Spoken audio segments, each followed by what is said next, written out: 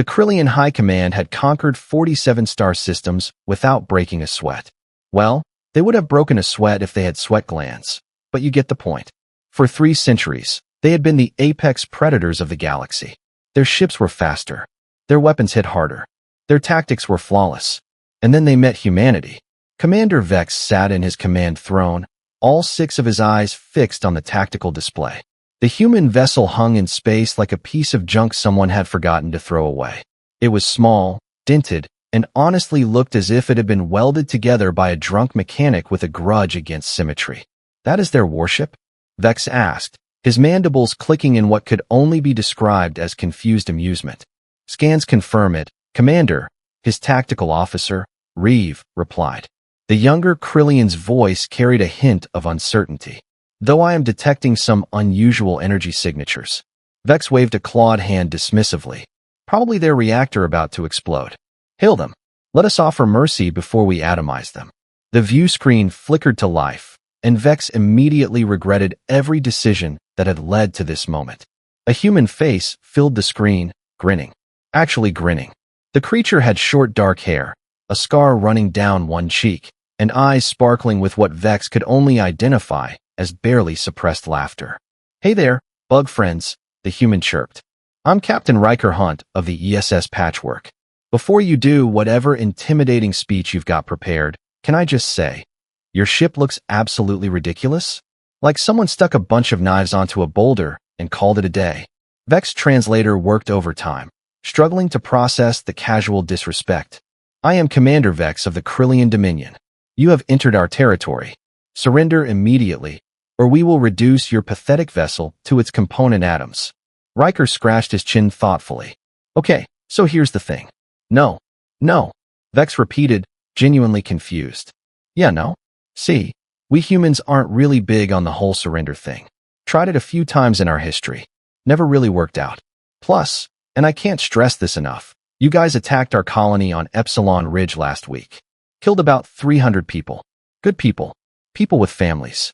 The human smile vanished. The temperature in Vex's command chamber seemed to drop 10 degrees. "So here's what's going to happen," Riker continued, his voice now cold as deep space. "You're going to experience what we call a really, really bad day." Vex laughed.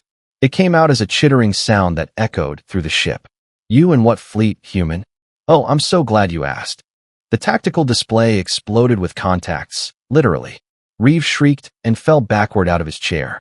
Dozens of human ships materialized from nowhere, surrounding the Kryllian fleet in a perfect sphere. They had been hiding. Somehow, impossibly, they had been invisible to every sensor the Dominion possessed. "Stealth technology," Riker explained helpfully.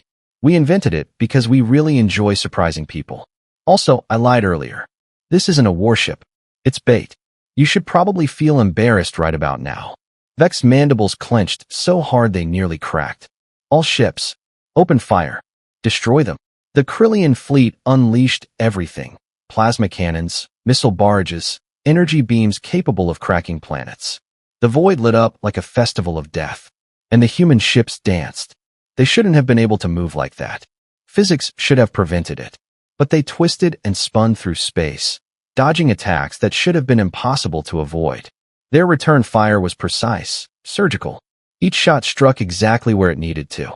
How are they doing this? Vex roared as 3 cruisers exploded in rapid succession.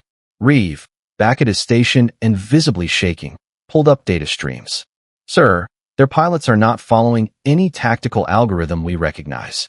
Their movements are random, unpredictable, almost like we're making it up as we go along." Riker's voice cut through the chaos. "That's because we are. Apparently, you guys rely entirely on battle computers and predetermined strategies. How boring. We prefer something called instinct. Also coffee. Lots and lots of coffee." A proximity alarm screamed. Vex looked up just in time to see a human fighter, barely larger than an escape pod, attach itself to the hull of his flagship.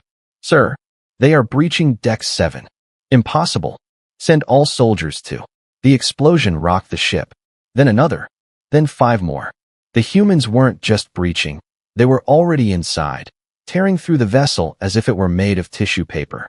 "You see," Riker said, still maintaining that infuriating calm. You picked the wrong species to mess with. We're persistence hunters. We're problem solvers. And when you hurt our people, we become something much worse. What? Vex whispered, watching his fleet collapse on the tactical display. Creative. The view screen went dark just as the first human soldiers stormed onto Vex command deck. The human soldiers moved through Vex command deck like they owned the place, which, considering the circumstances, they kind of did. They wore armor that shifted colors, adapting seamlessly to their surroundings. Their weapons were compact, efficient, and trained directly on every Kryllian present. The lead soldier, a woman with bright red hair tied back in a ponytail, lowered her rifle slightly. Commander Vex, I presume? I'm Lieutenant Morgan Webb. You're going to want to order your remaining ships to stand down. Like, immediately. Vex glanced at the tactical display. Of his 12 warships, only 4 remained operational. The rest were destroyed or drifting helplessly through space. His pride screamed at him to fight. His survival instinct screamed louder.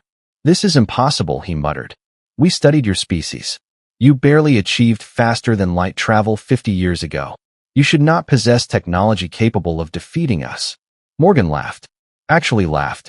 Oh, sweetie. Technology? You think this is about technology? She gestured around the deck. We're using equipment that's half as advanced as yours. The difference isn't what we have, it's how we think. Another explosion rocked the ship. Reeve frantically worked his console, trying to coordinate damage control teams that were rapidly running out of ship to control. Let me tell you a story, Morgan continued, motioning for her squad to secure the Kryllian officers. Back on Earth, we had these birds called crows. Tiny things, brains smaller than your smallest claw. But they could solve puzzles that stumped animals 10 times their size. They adapted. They improvised. They learned. She stepped closer to Vex, her boots clicking against the deck plating. You Kryllians have been using the same battle tactics for 300 years. We accessed your tactical database about 20 minutes ago. Everything you do follows patterns. Predictable. Efficient. Boring. How did you access our database?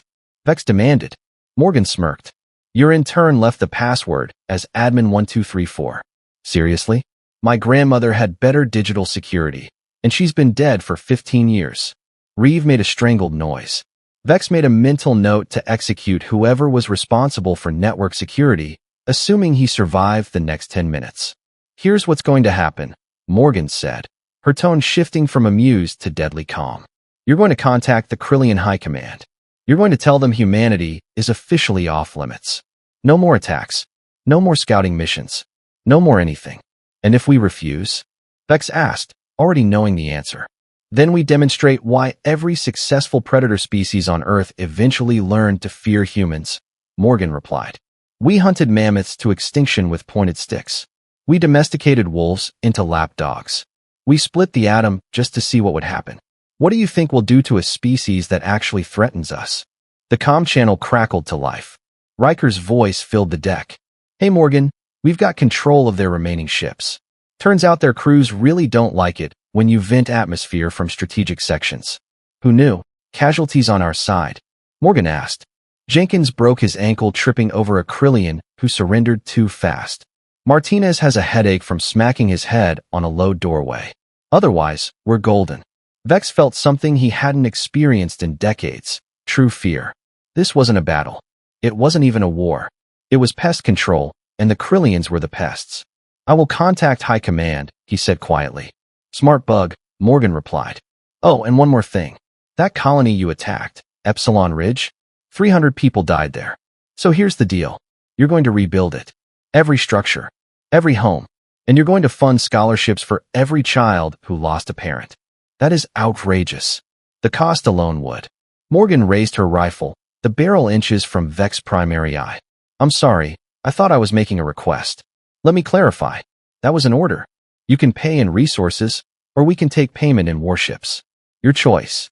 Vex swallowed, or performed the Kryllian equivalent, his throat sacs contracting painfully.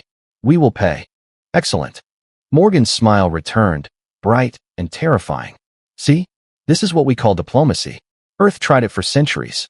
Turns out it works a lot better when you've got invisible warships backing you up.